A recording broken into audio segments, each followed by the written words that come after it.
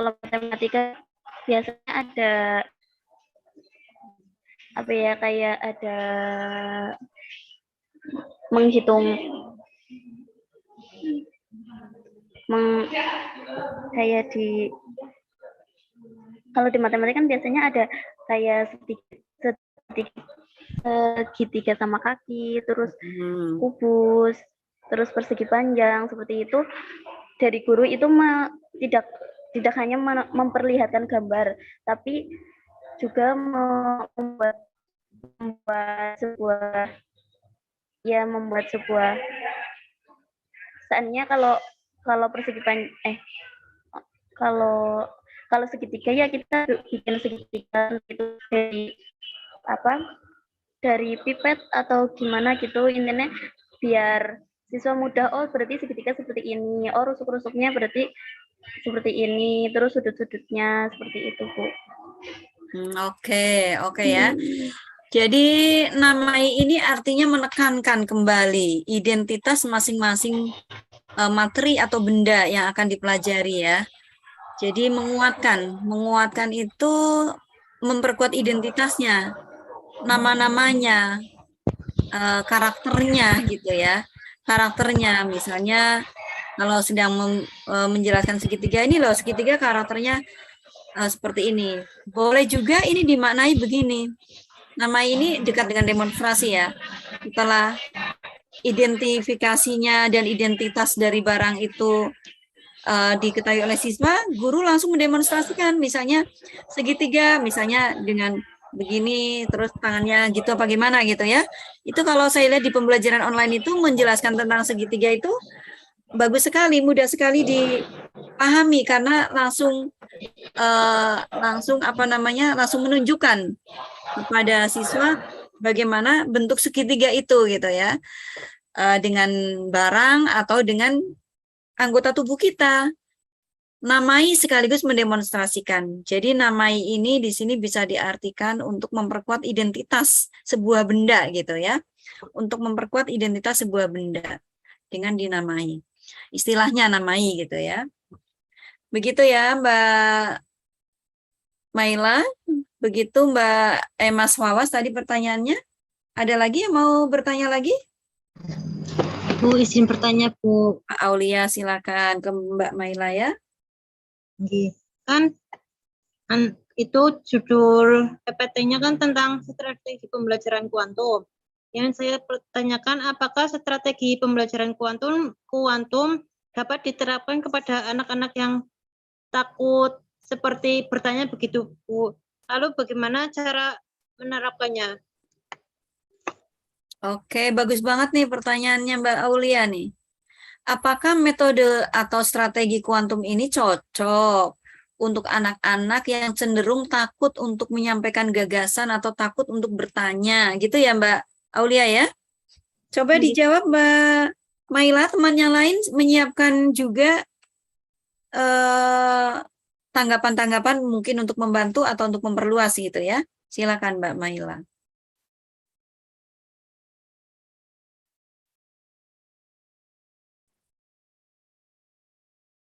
Silakan Mbak Maila. Izin masuk Bu, menanggapi. Oke Mbak Maila, diizinkan ya Mbak Maila ya. Mas Alwa mau membantu? Ya silakan. Tadi pertanyaannya kan metode ini bisa dipakai untuk anak-anak yang cenderung masih pemalu ya Bu ya? Iya betul. Ya mungkin untuk metode ini masih bisa digunakan untuk anak-anak yang seperti itu, cuman dikhususkan dan dilebihkan ke anak itu loh Bu, perhatiannya. Maksudnya ketika misal di kelas ada 20 anak, lalu ada 3 anak yang masih pemalu dan sungkan untuk mengungkapkan apa yang ingin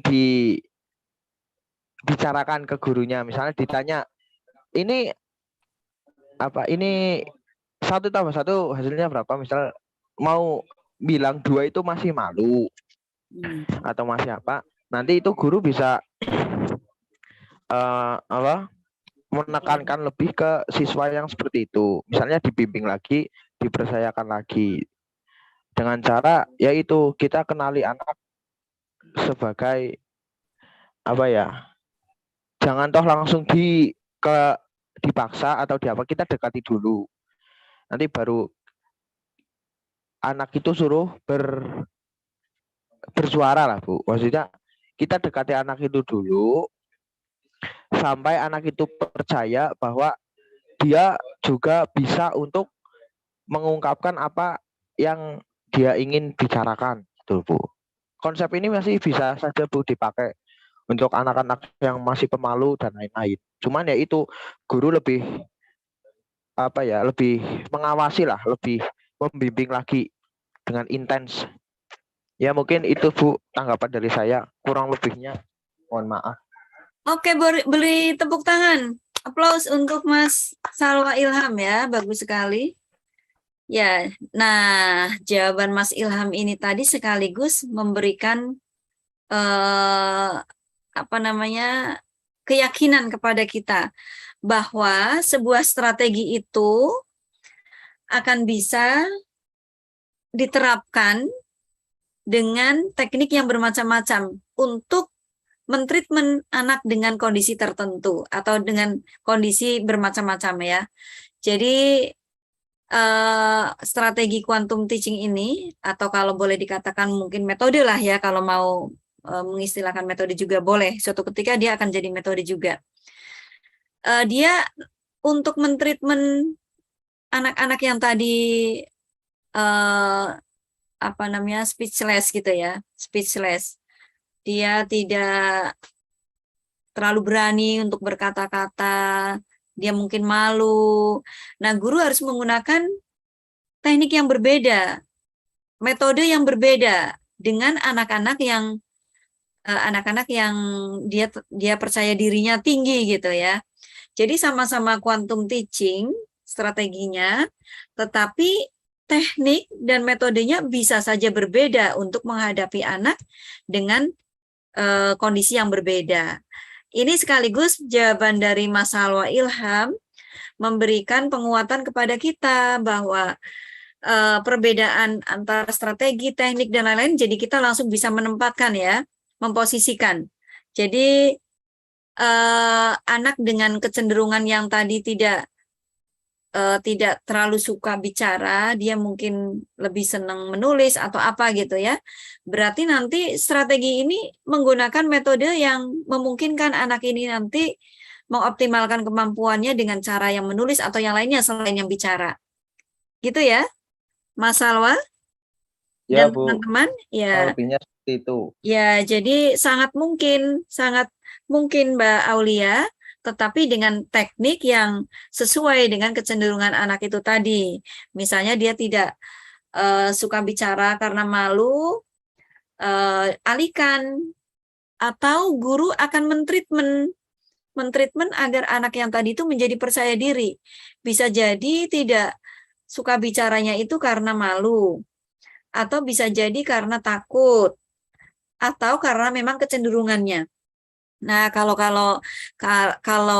penyebabnya adalah memang dia itu passionnya tidak suka bicara, tapi dia lebih suka dengan cara menulis, dia akan mudah paham dengan cara dituliskannya. Berarti guru harus punya treatment metode yang memberikan peluang kepada anak tersebut untuk memahami secara atau dengan cara menulis, gitu ya. Itulah yang disebut dengan strategi, bisa jadi nanti memiliki teknik yang berbeda-beda dalam penyampaiannya, atau metode yang berbeda-beda untuk masing-masing anak dalam penyampaiannya. Apakah penjelasan ini bisa lebih memahamkan kepada Bapak Ibu guru ini, kalau di sini misalnya guru ya? Bisa lebih memahamkan? Pak Guru, Bu Guru? Pak Guru, Bu Guru MI? Paham, Bu, paham. Oke, tua amat ya kalau dipanggil Pak ya. Iya, Bu, jangan dulu panggil Pak lah, Bu. Belum siap. Iya. Oke ya. Oke, yang lainnya silakan Mbak Aulia sudah. Mbak Wila, apakah ada yang mau disampaikan lagi Mbak Aulia? Barangkali ingin mengembangkan pertanyaannya.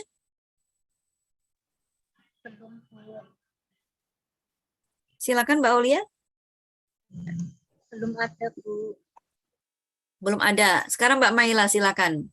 Tadi sudah dibantu menjawab, Mbak Maila pasti akan mempertegas lagi dengan konsep yang dimiliki oleh Mbak Maila. Silakan Mbak Maila. Ini adalah podium atau forum milik Mbak Maila. Jadi saya kembalikan ke Mbak Maila lagi. Ibu, kalau jadi siswa yang malu bertanya seperti itu, nanti aku terkati, ya lebih perhatiannya itu lebih apa ya? Lebih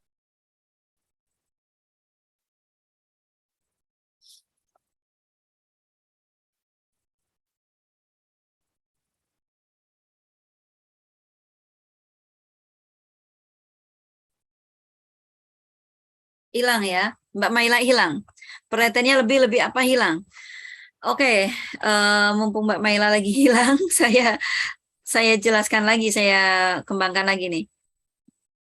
Tetapi ya, yang perlu diperhatikan oleh semua Bapak Ibu guru nih, guru-guru, bahwa anak-anak yang tadi itu yang mungkin pemalu, kemudian tidak berani bicara, atau mungkin bukan itu, ya mungkin anak-anak yang tidak suka menulis juga gitu ya.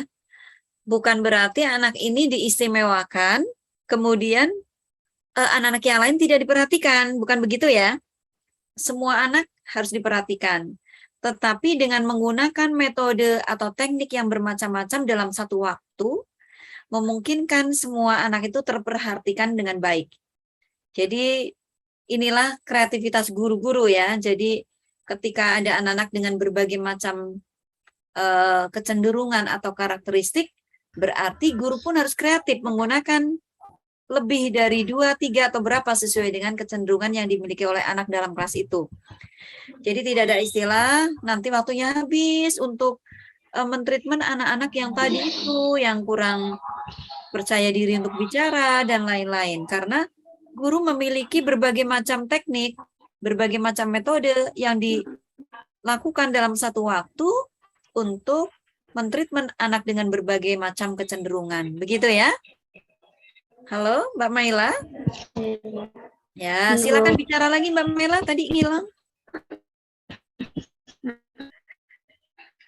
Silakan Mbak Maila. kadang kayak terkadang orang malu untuk apa atau malu untuk bertanya seperti itu, dari guru itu apa ya, memancing itu untuk berbicara, untuk seperti kayak kan kadang kan kalau kita nanti banyak yang menanggapi kalau itu untuk anak-anak yang tidak malu. Terus kalau yang pemalu atau yang sukanya diam gitu, kita lebih tertuju kayak menyebutkan namanya, iya ini bagaimana gitu, agar dia itu mau untuk mengeluarkan suaranya seperti itu, mau untuk berbicara. Ya. Seperti itu, Bu.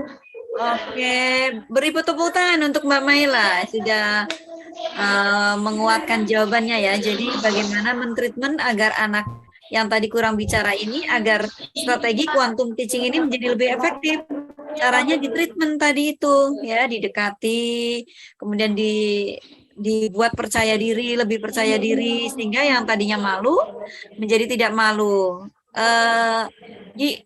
Diorangkan gitu ya, diorangkan. Ingat ya, ingat dulu kalau mahasiswa pernah baca bukunya Munib Khatib, Memanusiakan Manusia, bahwa anak-anak yang belajar itu sesungguhnya butuh dimanusiakan semua gitu.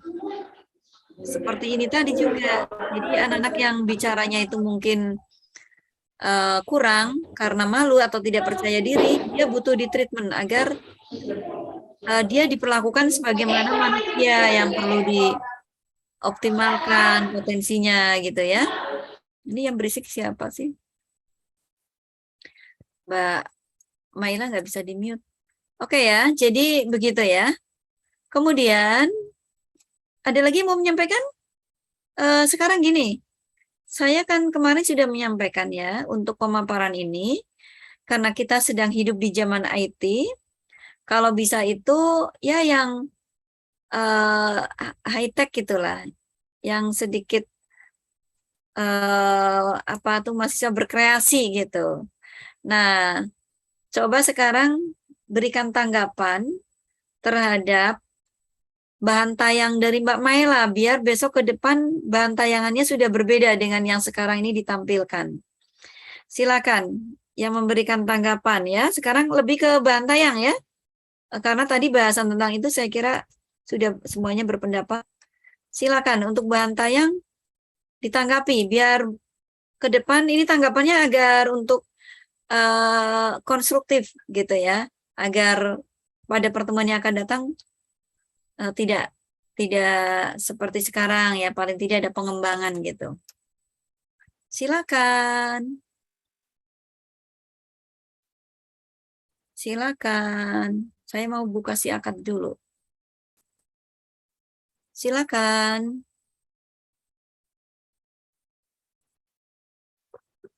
Ayo ditanggapi silakan. Silakan ditanggapi.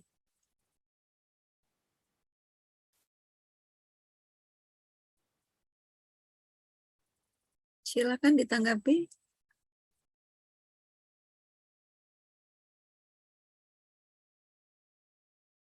Kok diam saja? Izin menanggapi ya, Bu. Boleh, silakan. Mungkin untuk apa namanya PPT kan sudah biasa. Mungkin di dalam PPT itu bisa dikasih seperti sound gitu loh, bukan ada zaman sekarang ada yang PPT kemudian diberi musik begitu Bu, agar tidak bosan dalam pembelajaran begitu Bu. Mungkin seperti itu. Oke, ini siapa sih barusan? Mbak Aulia. Oh, Mbak Aulia. Oh, Mbak Aulia. Soalnya kepalanya hanya kelihatan gini, jadi nggak kelihatan. Sedikit sekali ya. Oke, masukan dari Mbak Aulia, Mbak Maila dengar nggak? Agar PPT-nya lebih hidup lagi, mungkin ada sentuhan musik, ada sentuhan animasi gitu ya. Didengar nggak ini Mbak Maila masukannya? Oke, berikutnya teman yang lainnya boleh. Terima kasihlah pada Mbak Aulia ya yang sudah memberikan masukan. Yang lainnya silakan ditanggapi.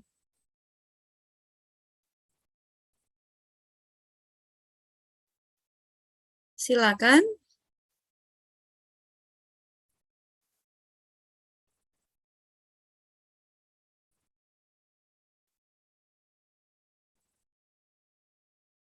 Silakan. Ayo, kok diam saja? Jangan diam.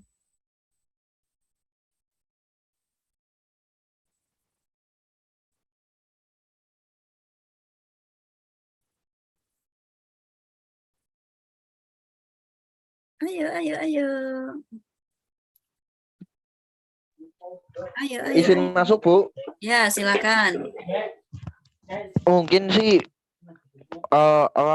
kayak yang tadi Mbak Aulia bicarakan, misal ada tambahan sound dan lain-lain, itu sih sekreatifnya aja ya Bu ya, nggak usah ditekankan begitu loh. Yang penting di situ kalau penyampaiannya enak didengar dan enak dicerna, ya cukup sih Bu. Dengan nggak ada kendala kayak bising-bising atau lain-lain, itu sudah cukup Bu. Kan kayak itu kalau diaplikasikan lagi misalnya PPT-nya ada musiknya dan lain-lain, itu kan kreativitas lah masing-masing Bu. Masukan saya tadi gitu. Maksudnya gimana? Maksudnya nggak usah dikreasi lah gitu aja gitu? Ya enggak Bu, ya kalau misalnya kalau mau dikasih musiknya nggak apa-apa, ya kalau enggak ya nggak apa-apa gitu Bu. Maksudnya kan itu kan masuknya kreativitas masing-masing, terserah lah. Ya. Daripada nanti toh digituin Bok, nggak sempet apa bingung masih kan malah Digituin dia apa lagi. maksudnya yang Nah, jelas? itu Digituin apa? dikasih musik Bu, misalnya. Kasih Misal musik. bikin PPT, terusan di situ ada penekanan. Nanti ini dikasih musik atau dikasih apa biar bagus atau gimana gitu. Nah itu ketika itu gugup atau lupa apa gimana kan, malah apa ya kayak minus juga nanti Bu di dalam penilaian. Mending ya itu buat kreativitas masing-masing aja mau gimana nya. Yang penting di dalam penyampaian materinya itu mudah dicerna dan enak didengar aja lah Bu. Seperti itu sih. Oke, semua orang boleh berpendapat ya. Boleh tepuk tangan untuk yang sudah berpendapat ya. Jadi siapapun boleh berpendapat ya. Tidak ada yang salah dengan pendapat itu dan juga demikian juga yang punya makalah juga boleh. Tetapi ada yang namanya asas kesepakatan, asas tuntutan zaman. Ya, ini harus diingat.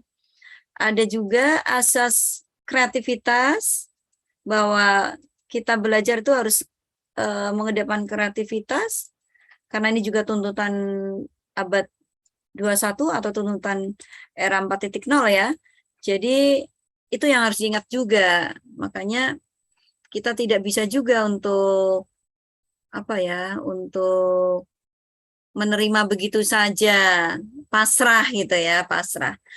Tapi hendaknya kita berpikir bahwa kira-kira model tayangan seperti ini kalau kita mengajar ya, kita mengajar atau kita presentasi membuat orang lebih tertarik apa tidak?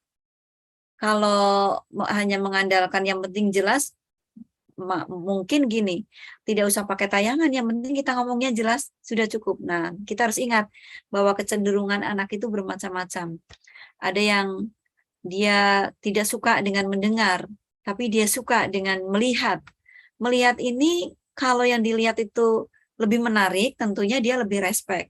Kalau lebih respect artinya lebih efektivitas pembelajarannya lebih tinggi, kan gitu ya. Jadi dalam hal ini memang kita harus banyak mengelaborasikan antara satu kepentingan dan kepentingan yang lain, gitu ya. Begitu Mas. Mas siapa tadi yang menjawab, yang menanggapi? Mas Ari ya? Ari atau Mas Dwi? Mas Dwi. Mas Salwa Salwa, tadi? Bu. Mas Salwa Salwa, iya Bu. ya. Boleh saja. Pokoknya tidak ada yang salah. Semuanya benar. Mbak, siapa tadi Mbak yang menyampaikan tadi siapa? Mbak Aulia ya?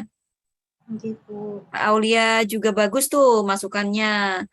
Mas Salwa juga boleh juga berpendapat karena Mas Fawas ini lebih memperhatikan secara pedagogis, secara psikologis ya. Nanti kalau dipaksa malah nggak jadi. Ini pendekatan psikologis namanya Mas Salwa ini. Sedangkan tadi Mbak Aulia ini dia menggunakan pendekatan apa namanya, kontekstual, yang mana tuntutan zaman sekarang ini harus begini loh. Nggak mungkin kita itu tayangan sesederhana itu gitu ya. Pendekatannya kontekstual. Kalau Mas Salwa tadi pendekatannya itu psikologis. Secara psikologis kalau dipaksa nanti malah jadi nggak bisa, malah jadi melengkeret gitu ingin bahasa Jawanya ya. Tetapi saya sebagai dosen di sini yang harus memberikan penekanan-penekanan pada mahasiswa agar kreatif, agar pembelajaran sesuai dengan tuntutan abad 21 atau tuntutan era 4.0. Kalau